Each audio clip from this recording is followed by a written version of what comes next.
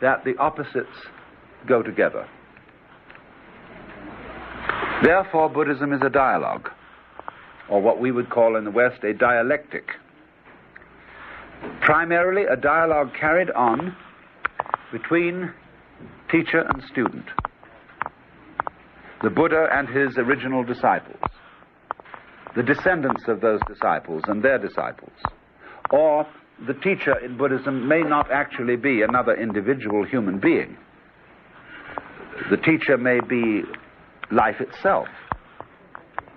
It might be anything. Could even be a book. But there's a dialogue goes on.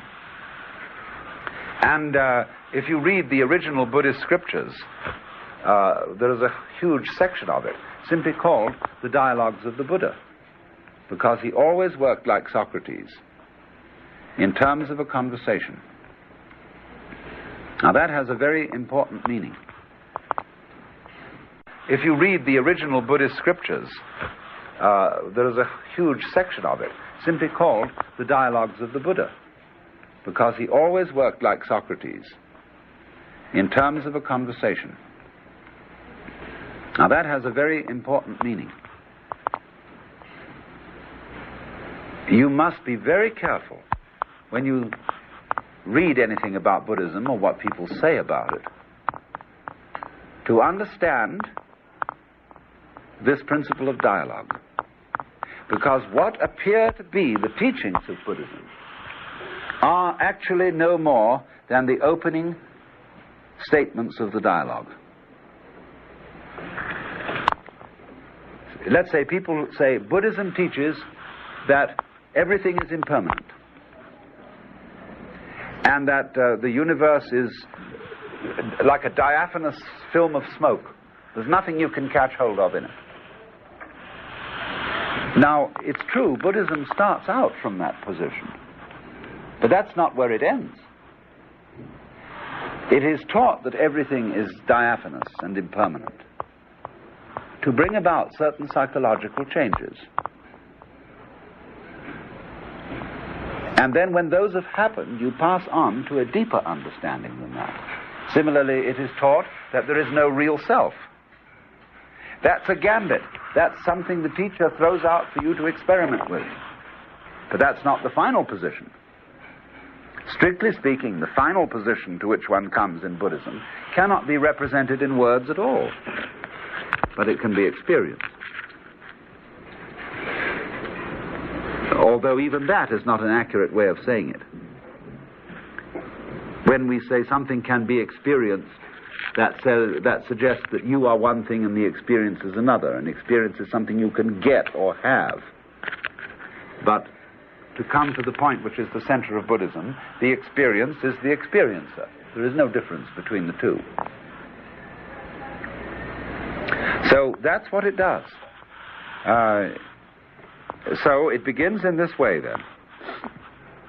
You have a problem, which is, I want out. You see, here I'm involved in the samsara, in the round. And it's becoming extremely inconvenient, painful. I feel threatened by disease and death and loss of possessions and friends and so on, and it's just all terrible. Is there anybody who knows what to do? Well, it looks as if there were some guys over there who don't seem worried.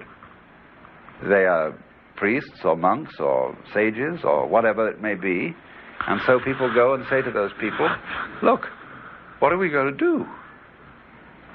And those people turn back and say, all right,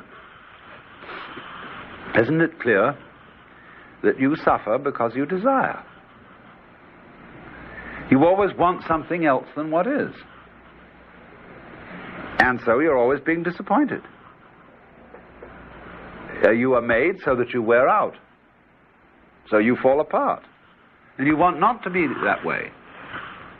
But you see, if you weren't falling apart all the time, you wouldn't be alive. So there's a contradiction between what you say. You say, I would like to have pleasure, but I don't want pain. But in order to have pleasure, you must have a certain kind of sensitivity. If you have that, it can get hurt. as well as delighted. So what do you want? So the teacher gradually makes you examine what you want. And he points out, every time you think you know what you want, he points out that you're in contradiction with yourself. You haven't thought it through. Then later on you come to the limits of where you can think it through. And he takes you into another stage. He then asks you, who are you? What are you? And you say, well, I've always been told that I was Allan Watts, or someone like that. And he said, well, is that so? And so I have to go back and I have to look and find out, who am I? Well, I find I'm a sort of onion. I find that what I did present to him as myself was a mask, and I peel it off. And he says to me, ha, now let's look at your new mask. What's underneath that? So I peel that one off. And I go peeling. And suddenly I find, why, I thought there would be a pit at the center, but there isn't. There's just a pile of skins. And where am I? And, I hear some kind of droll laughter because I wasn't inside the onion at all. The onion was inside me. I was the space in which the onion was contained. But I was thinking that I was something in the middle of it. Or that I was a particular skin, a particular surface. The teacher has many, many ways of, they're called upaya, or skillful means, for getting people to find this out.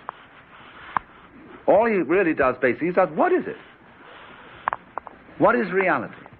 What is existence? And he makes you look at it.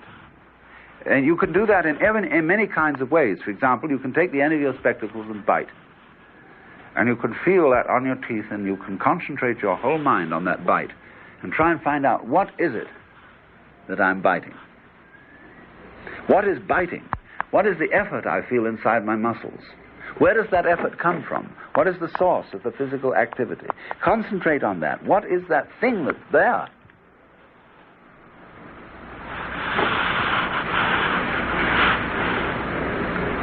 That's the whole of yoga, really. It's finding out what it is. So, very often, you see, a teacher, in trying to get you to a certain point of understanding as to what something is, will go, hut! See, just so at that moment, that noise might be the occasion through which you could find out what it is. Well, you see, you go on and on and on into this. And eventually, you come to the point where you find out that what it is you. You want one thing and it another, although we're playing it that way because that's the hide-and-seek game. You're it. Isn't it funny how in the game of hide-and-seek we designate somebody to be it?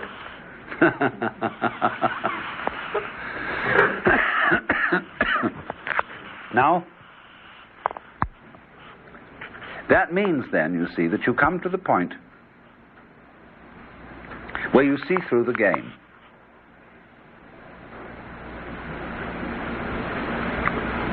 But it's very complicated to come to that point because the game is so well done.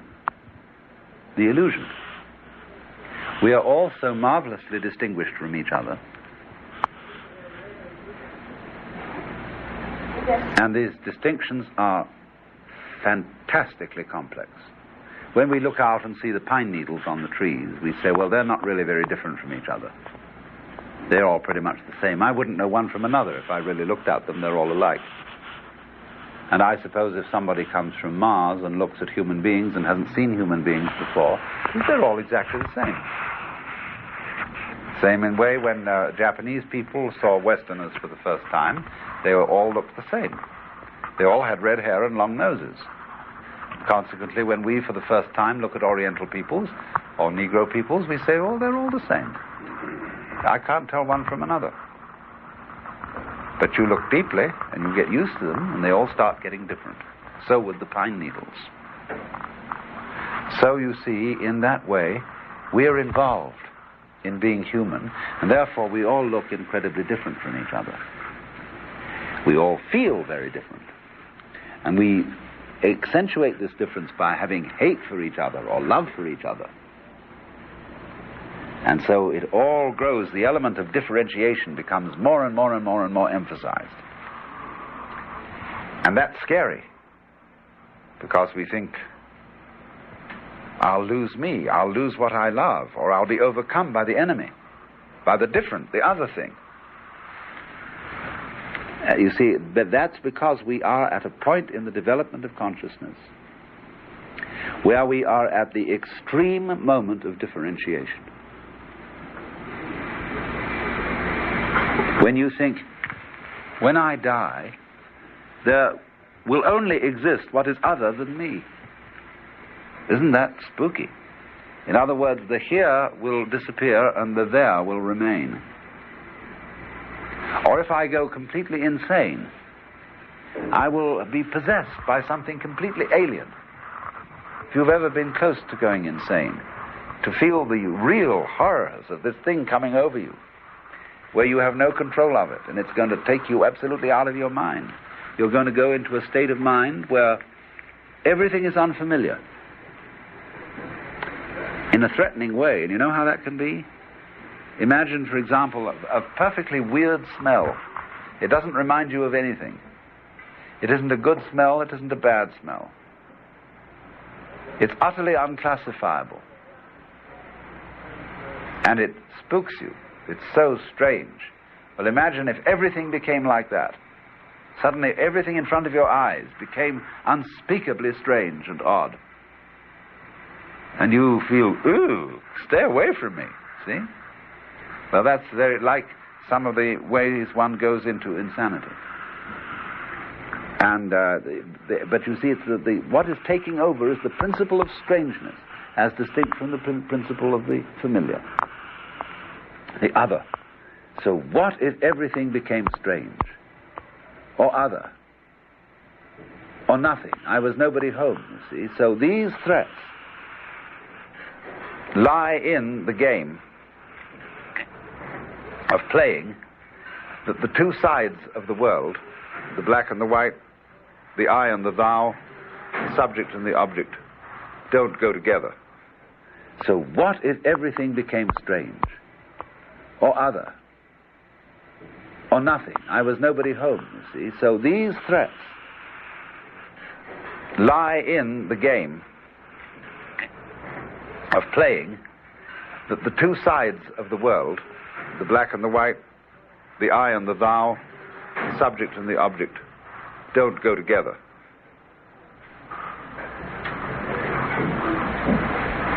Now,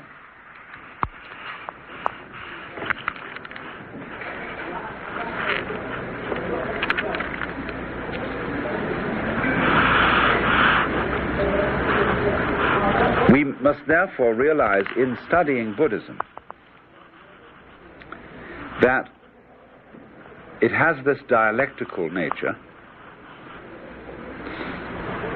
and that the dialogue which the Buddha started by suggesting that you try to eliminate suffering by eliminating desire. He knew perfectly well you can't eliminate desire, because if you try, that's already a desire, to eliminate desire. But he wanted the people to try the experiment and see what would happen. They did, and this kind of experimentation went on over hundreds of years, and as it went on, people began to record the various stages through which their experiments went. And as a consequence of this, Buddhism underwent changes. It developed an aspect of itself which was quite different from the first aspect. And we broadly speak of the two schools of Buddhism as being Theravada, which is closest to the original texts, and Mahayana, which is a development. Mahayana simply represents a deeper level of the dialogue. The Theravadins do what people so often tend to do, which is to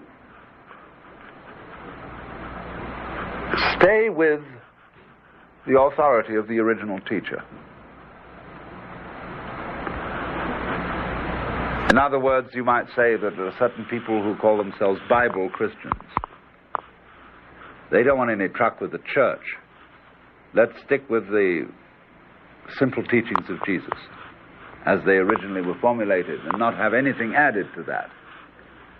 Other people would say, well, that's ridiculous, because if the simple teachings of Jesus are fruitful, they'll make everybody else think of new things, and they'll stimulate changes of consciousness, changes of ideas, and we'll add that all on, and it'll be like an acorn. When it's put into the ground, it no longer looks like an acorn. It turns into a huge tree.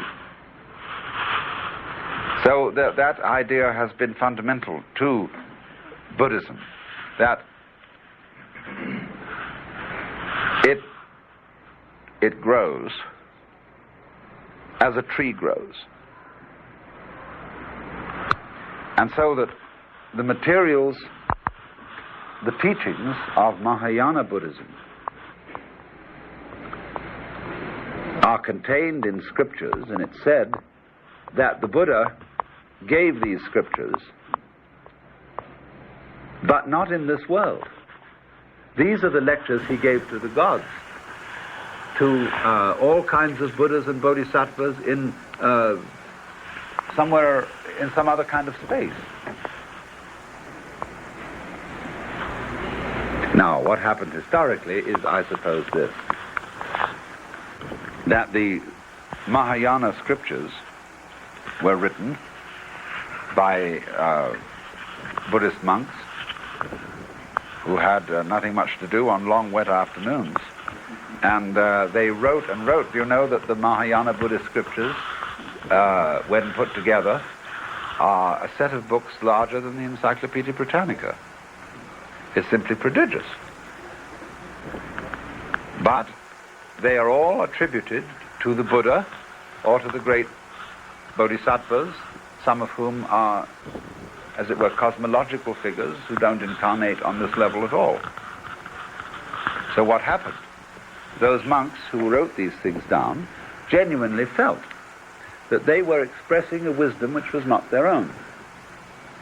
They wouldn't have dreamed of signing their own names to this stuff. They say, this I have understood from my deepest inner self. And that's not a stinky little Nagarjuna or somebody. It's the great cosmic Buddha in me who has revealed this. So it's the teaching of the Buddha, and they did this in good faith.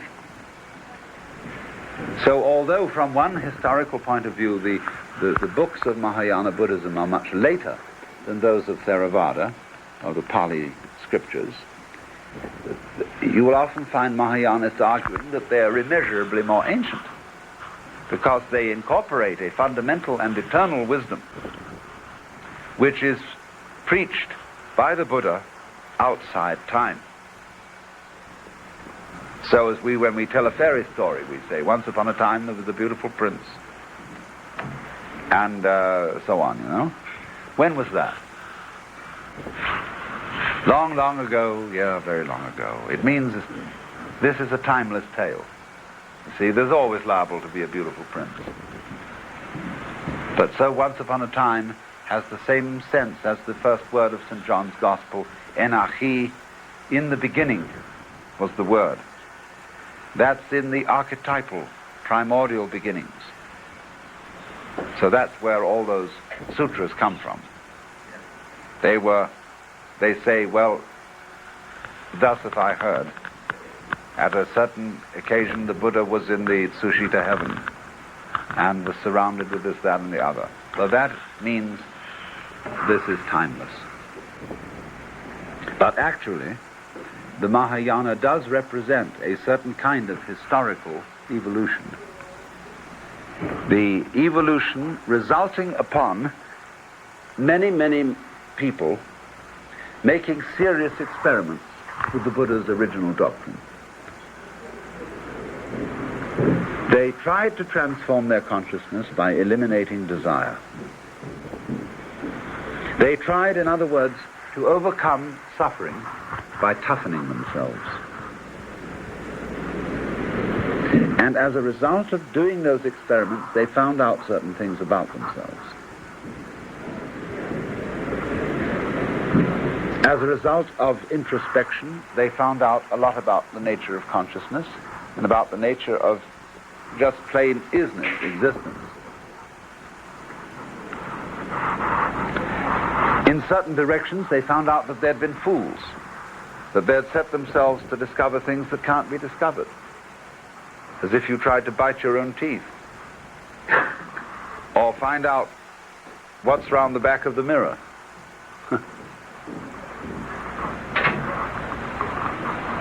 And so, as a result of finding out that certain lines of development were dead ends, they didn't follow them anymore.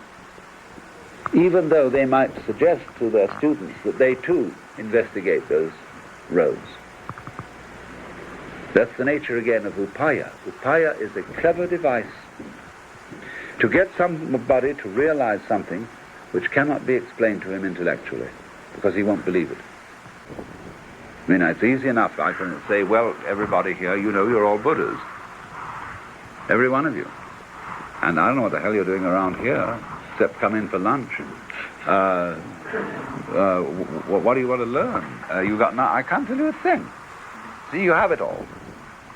And you say, well, that's all very well in theory, but I don't feel it to be so.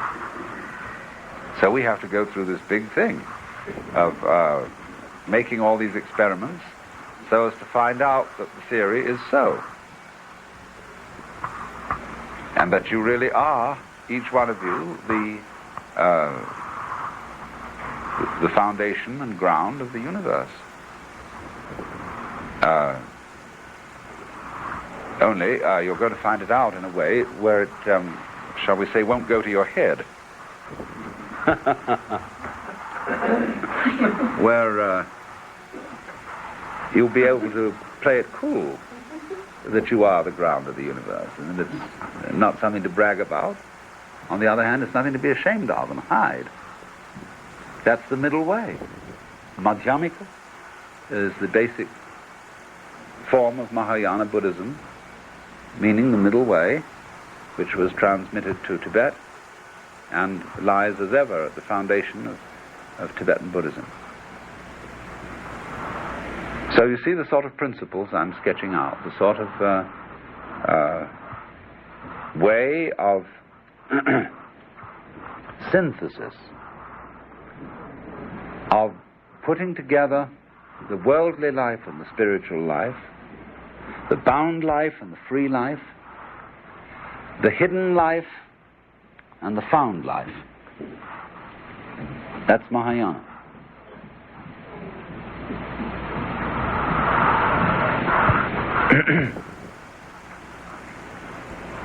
And because, you see, it ends up in what Frederick Spiegelberg has called the religion of no religion.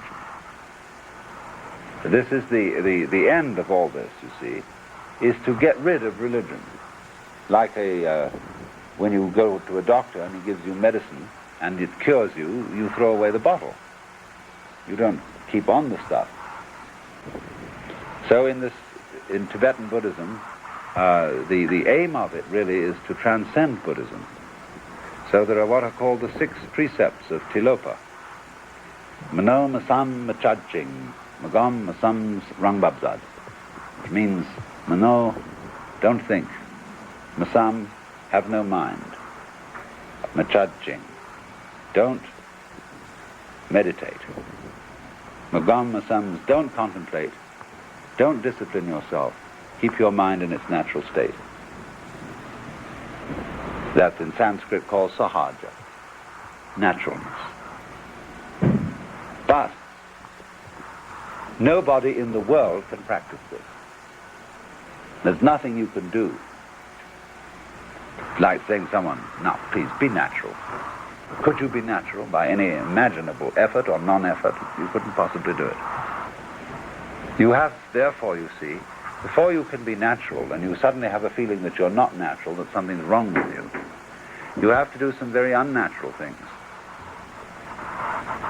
so as to find again that you can't be unnatural, even if you try very hard to do so. I can't separate myself from the divine unity by any stratagem whatsoever, but I won't know that that's so unless I try very hard to do so. So we all try, you see, very hard to be individuals, and then to be perfect individuals, to be in charge, to be God, to rule ourselves. And as a result, in the end, we find out that that wasn't necessary.